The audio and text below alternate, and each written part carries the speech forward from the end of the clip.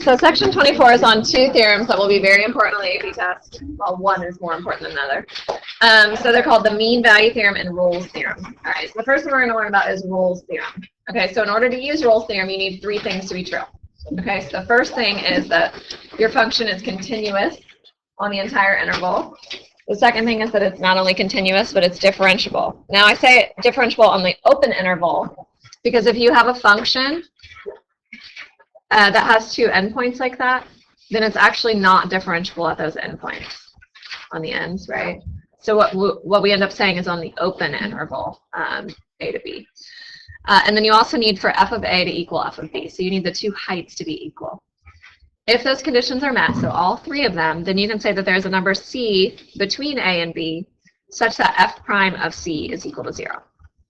Okay, so let's think about what this is saying. So you have a picture here, and the two heights at a and b are equal. Okay, so what we're saying is if it's a continuous function and we're joining those two heights, we can join them in any way that we want, right?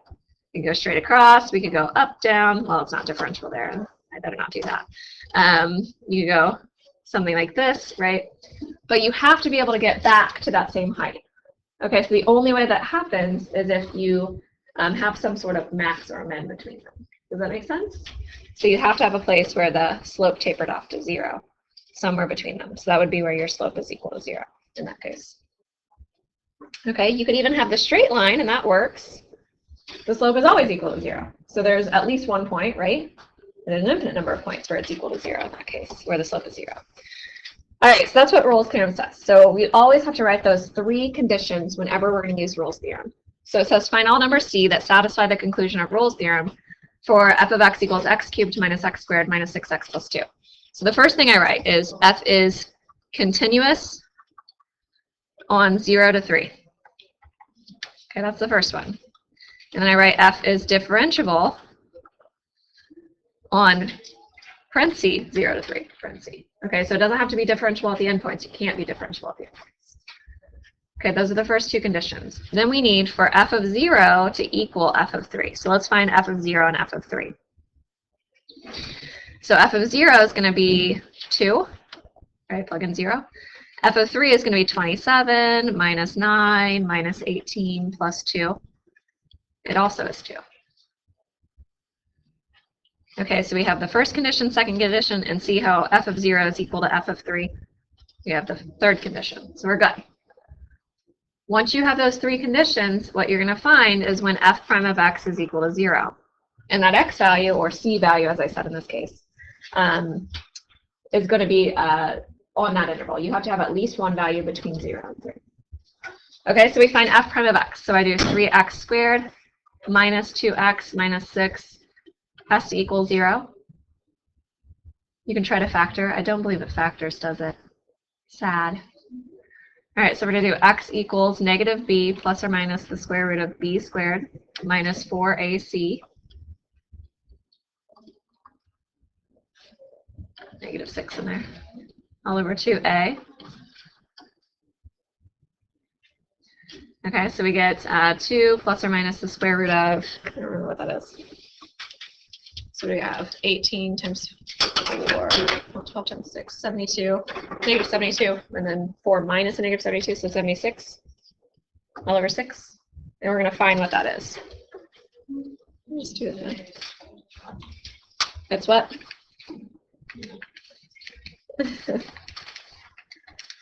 All right, so we get two values. The first one is 1.786, and the second one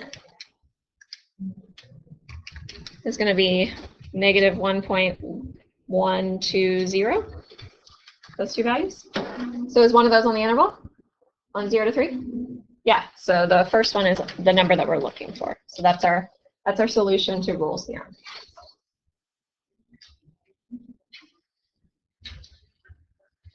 All right, so number 2, so it says determine if Rolle's theorem can be applied to the function. All right, so the first thing we write is f is continuous. How do we know that this one and the last one are continuous? Why is that polynomial? Why is that polynomial continuous?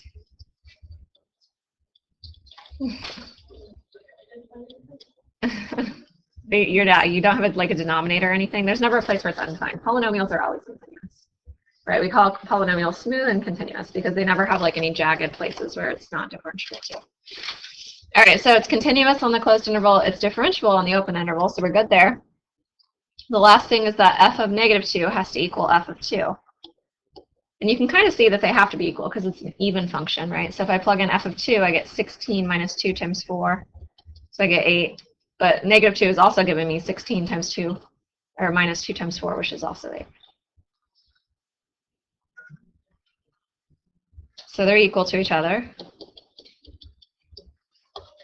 So once we have those three conditions, then we can use Rolle's theorem. So we know that there has to be a place where the slope is equal to 0 between them.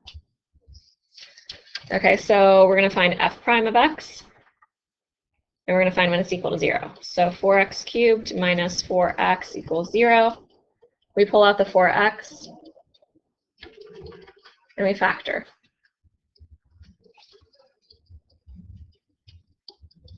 So we get x equals 0, -1, and 1. Are any of those on the interval? Actually, all of them are, right? So there are actually 3 places where your slope is equal to 0 on the interval -2 to 2. So there can be more than one answer. Okay, does this make sense? All right, so that's Rolle's theorem. All right, now the mean value theorem is very closely related to Rolle's theorem. Okay, so Rolle's theorem, the way I remember it is I think of rolling hills. Rolling hills always have maxes and mins. I know it's cheesy, but it helps you. So rolling hills will have slopes of 0. All right, but the mean value theorem, some people say, well, does f of a always have to equal f of b? It does not. So for the mean value theorem, they are not the same thing. Okay, so that's the only difference. So your first 2 conditions are the same. So it has to be continuous, it has to be differentiable. All right, so if we have a continuous and we have a differentiable function, then there exists a number c in that interval such that f prime of c is equal to f of b minus f of a all over b minus a. Do you guys remember what this is called? It has a special name, f of b minus f of a all over b minus a. You've already forgotten. What's the average rate of change? Okay, so that's why we call it the mean value theorem. Mean and average are related, right? Mean and average. So mean, think of average. Sometimes you'll see it written with the with no denominator, the b minus a multiplied out. But most of the time we write it like this. All right, so this is when your 2 heights do not have to be the same. Okay, so we have f of a, and we have f of b is at a different location. It's not the same height. Okay, if we connect those 2 points with a straight line, we come up with its slope, which is the y, change in y's over change in x. All right, that's the slope.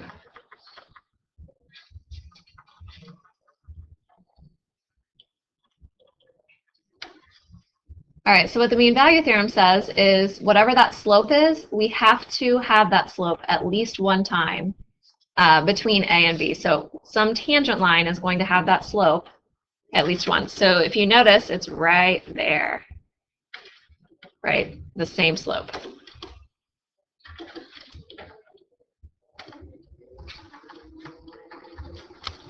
Okay, so there is a real-life application of the mean value theorem. So if you guys are going on a trip and you travel a total of 120 miles, okay, you're in the university school bus, all right, and let's say it takes 2 hours.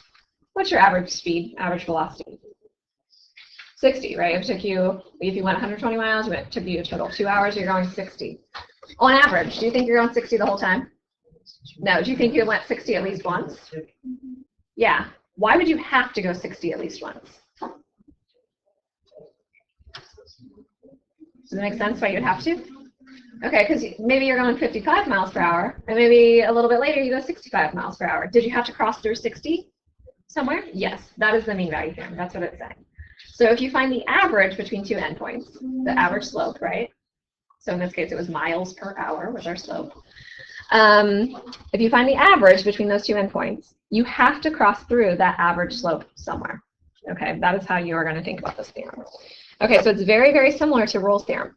How is it a little bit different than Rolle's theorem? What do we need in Rolle's theorem that we didn't need here? f of a was equal to f of b, right? How does that affect mean value theorem? What if f of a and f of b were equal? What does the numerator become? 0, right? Isn't that the same as Rolle's theorem now? So Rolle's theorem is really just a form of the mean value theorem. So this mathematician Rolle's is famous for just doing the mean value theorem. But, you know, whatever. All right, so here we go. So it said, how are Rolle's theorem and mean value theorem related? So for Rolle's theorem, so we're going to say if f of a is equal to f of b, then when you do f of b minus f of a all over b minus a, that's terrible handwriting, you end up getting 0, right? And that's what we had for the Rolle's theorem. You had to have a slope equaling 0. All right, so number 1, so find the value of c satisfying the conclusion of the mean value theorem on the interval 0 to 2. So we're going to start it out exactly like we did before. So we're going to say f is continuous, and you have to do this on your homework. If you don't, I will count you wrong. So you have to say continuous on 0 to 2, closed interval, but it's differentiable on parentheses 0 to 2. And then we don't need f of b and f of a to equal each other, but we still need to find them, right? So you can find them off to the side here if you want to. So f of 0 is 0, and f of 2 is 8 minus 2, which is 6. So whenever we see the mean value theorem, we always think of the average, f of b minus f of a all over b minus a, the average rate of change. We want that to equal the derivative somewhere. So we have 6 minus 0 over 2 minus 0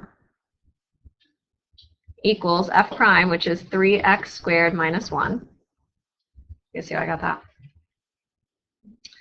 So I have 3 equals 3x squared minus 1. And I continue to solve. So when I take the square root, I do plus or minus. So I get x equals plus or minus. You could write it as 2 over root 3 or 2 root 3 over 3. Or you can find the decimal. I'm fine with decimals. So 1.155. So are either of those on the interval? Yeah, we're on the interval 0 to 2, so our answer would be 1.155. That's the value of c from the theorem.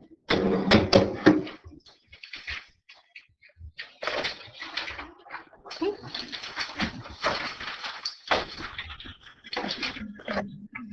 All right, so number 1, so determine if the mean value theorem applies to the interval 1 to 5. State thoroughly the reasons why or why not the theorem applies. So we have to state all the conditions and if we can do it. If this theorem does apply, find the value of c guaranteed by the theorem. So this function is not a polynomial. It is not always continuous. Where is f of x discontinuous? At 0, right? It's where you have an asymptote or a hole or something, right? In this case, we have an asymptote. So f of x is not continuous at x equals 0, but it is continuous on the interval 1 to 5. So we're good. Yeah? Okay, just would we have to write that it's not continuous, or can we just say it's continuous here? As long as you're saying it's continuous there, I think it's fine. But, you know, probably would be bad to at least say x can't be 0 somewhere. Like, x does not equal 0, right? All right, so it is continuous on 1 to 5. Likewise, f of x is differentiable on 1 to 5. So we're going to do parentheses.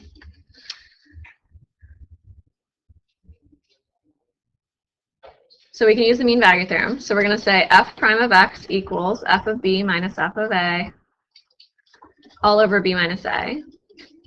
So we're going to have f of 5 minus f of 1 all over 5 minus 1 equals the derivative of 2 minus 3x. So if you need to rewrite that so it's 2 minus 3x to the negative 1, sometimes that helps. What's the derivative?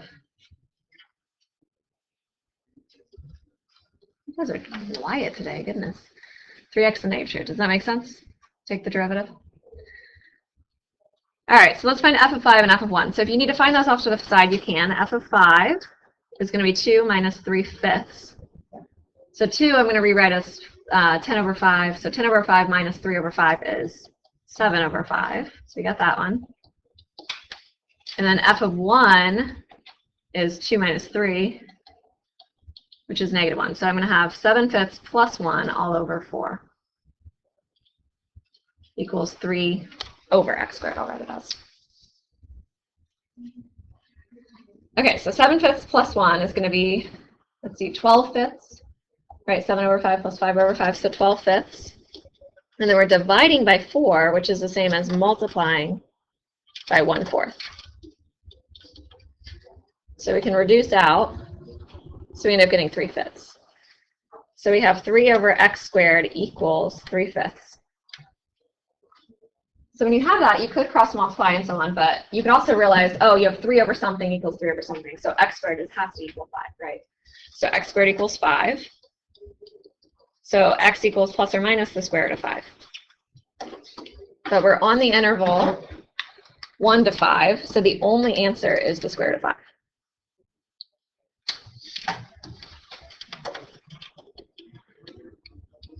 Which is approximately 2.236, if you want to write it that way.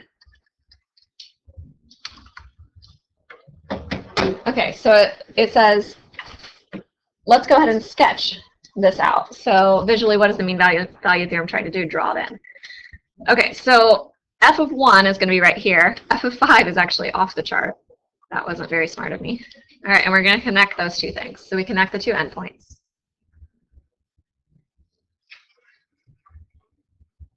And then at 2.236, somewhere around there, right, we're saying that the tangent line, right, if I draw on the tangent line, it has exactly the same slope. Does it look like it does? Yeah. So we're good. So that's what we're finding with the mean value theorem. Easy enough?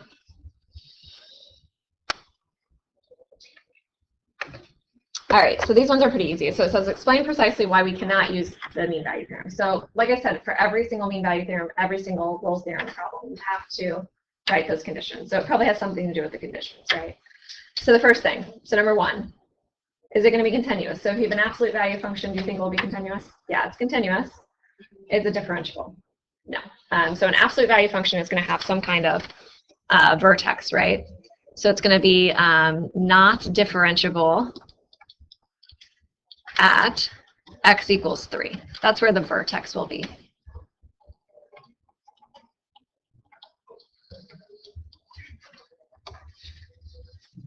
Okay, so because of that, 3 is on the interval 2 to 5. So we say it's not differentiable on that open interval 2 to 5 because 3 is inside that interval. All right, same idea on the next one. Is there a place where it's not continuous or not differentiable? What will we say? Continuous. It's not continuous at -2. If something's not continuous, it's also not differentiable. Okay, is that on that interval? It is. So we cannot do that. All right, and then do you guys remember what x to the 2/3 looks like? I drew it yesterday. Kind of. It goes this way. All right, so what's happening right here? It's continuous, but it's not differentiable. Actually, it's not even continuous there, now that I think about it. Because if I take the derivative of x to the 2/3, it's going to be 2/3 x to the -1/3, which would not be, like there wouldn't be a point there. Actually, no, there is a point. There is a point at 0, 0. What am I talking about? There's no derivative there, which is what I just drew. So, okay, so not differentiable at x equals 0. Okay, so if you have homework problems like that, it's really easy. You don't have to do all the steps. You just say, oh, not differentiable, not continuous. Those are the easy ones. We like those. All right, so antiderivatives.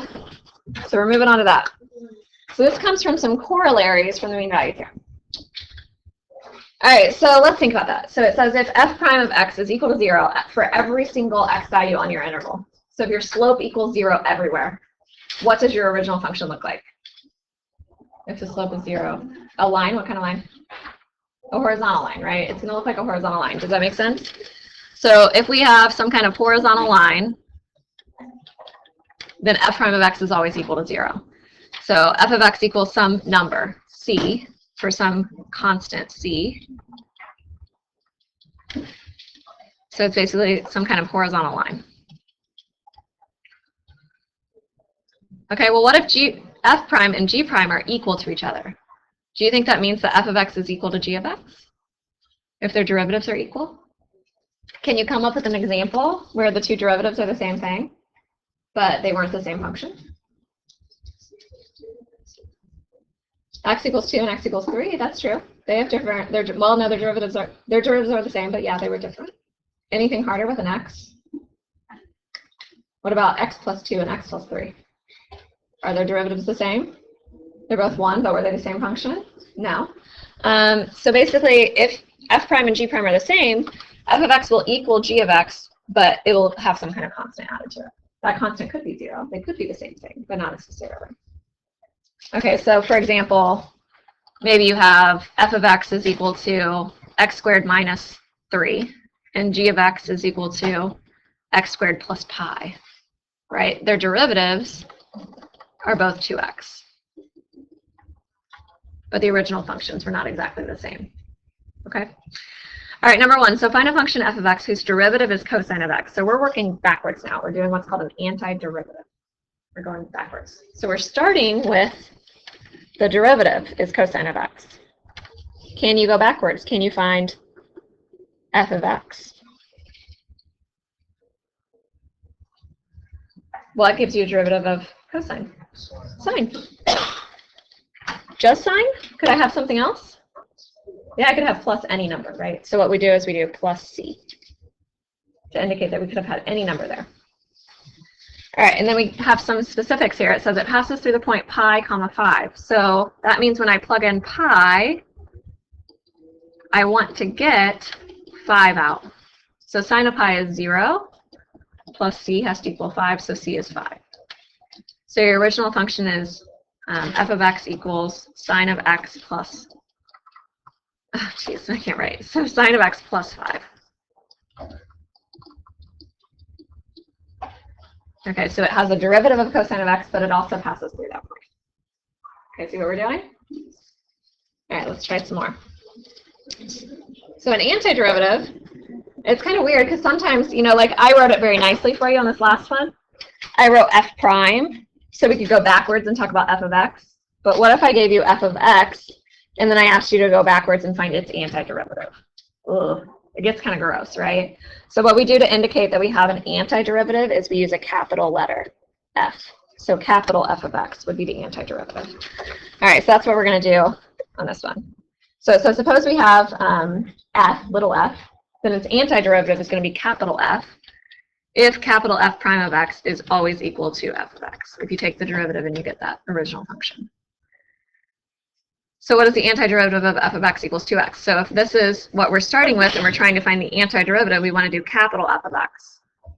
What's going to give us 2x? X squared. Is it the only one? No, there could be others, so what we do is we indicate it with a plus c. So every time you take an antiderivative, every single time for the rest of the year and beyond, you have to write a plus c.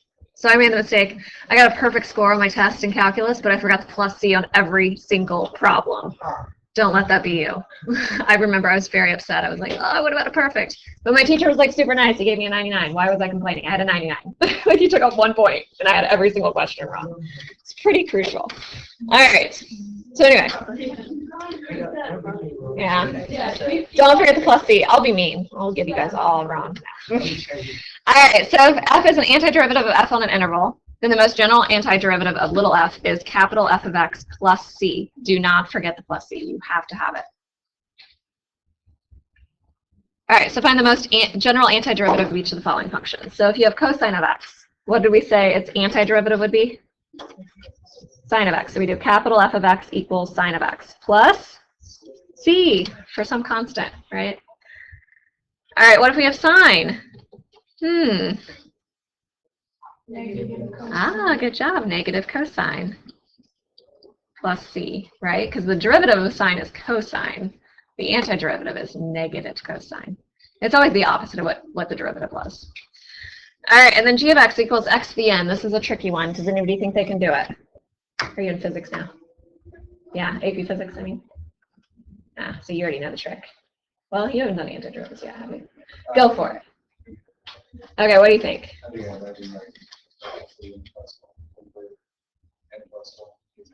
Yeah, okay, that's good. So let's think about it. So if I have x to the fifth, and I want to find its antiderivative, right?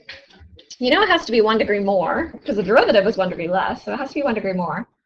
But what happens is, when I take the derivative of x to the sixth, I get 6x to the fifth. So how do I undo the 6? I put a 1/6 up front. Does that make sense? So the antiderivative for x to the n ends up being, you add 1 to the power, x to the n plus 1, but you do 1 over n plus 1 out front. You do a fraction out front. Or you can do it all together, like Spencer said, like x to the n plus 1 all over n plus 1. Make sense? All right, so let's try some. So if I have x to the negative 4, it's not x to the fourth, it's x to the negative 4. So what do we think we do? X to the negative 3, and we're going to have a 1 over negative 3 out front. Exactly. All right, how about g of x? This is where students sometimes need to break it apart because the 5 throws them off. So if you need to kind of write the 5 to the front and then just do the antiderivative of x to the fourth, what's the antiderivative of x to the fourth? 1/5 x to the fifth, right? And then minus 6, what gives you a derivative of 6? 6x, so minus 6x plus c. So you end up getting x to the fifth minus 6x plus c. So you probably won't have to do that like little boxed in part for long. You'll be able to do it in your head because you'll be like, okay, I have the 5, but I'm going to have a 1/5, so I'm going to get 1. But if you need to do that for now, that's fine. It's hard when you're first learning it. All right, so then f of x. So if you need to write it separately, we have the 3, and then what's the antiderivative of x to the fourth? 1/5 x to the fifth, and then we have the 2, and what's the antiderivative of x cubed? 1/4 x to the fourth, and then minus 5x plus c. So your final answer should be 3/5 x to the fifth plus 1/2 x to the fourth minus 5x plus c. So do you think this is important? It's super important. So the whole first semester is spent with derivatives. So the whole first, like Calc 1 in college is mostly derivatives. Calc 2 is mostly integrals or antiderivatives, okay? So the first semester of AP Calculus is going to be derivatives. The second semester is all integrals. So we're going to be doing this all second semester. So when I say things like on that last test, when I say, oh, you need to memorize your derivatives, you should be able to know that if something looks like this, you should be able to tell me what the antiderivative is. Okay, do you know it? What is it? Inverse sine. This is why you have to know these, because we do it the whole year, okay? So we have to know our antiderivatives. They're super, super important. So someone was kind of saying, well, what's the real life application? Like, I understand that derivatives are rates of change, you know? So it's going to be like some kind of slope or rate, like gallons per minute or miles per hour or something like that. And they were asking, well, what's an antiderivative? What it ends up being is like the accumulation of something. So do you guys remember the oil spill a few years ago? I don't remember when that was, 2010 maybe? But anyway, there was a certain rate of oil leaking out, right, in gallons per minute or gallons per hour or whatever. If you are finding the antiderivative, what you're doing is finding the total amount that is leaked out over a certain time period. Okay, that's why it's important. So we're going kind of opposite. All right.